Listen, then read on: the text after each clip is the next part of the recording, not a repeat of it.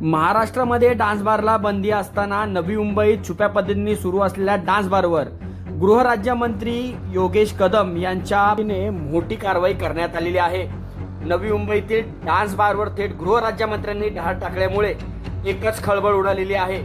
गृहराज्यमंत्री योगेश कदम यांनी नवी मुंबई वाशी इथल्या अनधिकृतपणे सुरू असलेल्या डान्स बारवर धाड टाकली। द रेस असं या डान्स बारचे नाव आहे। मंगळवारी मध्यरात्री गृहराज्यमंत्री योगेश कदम यांनी बारवर धाड टाकली।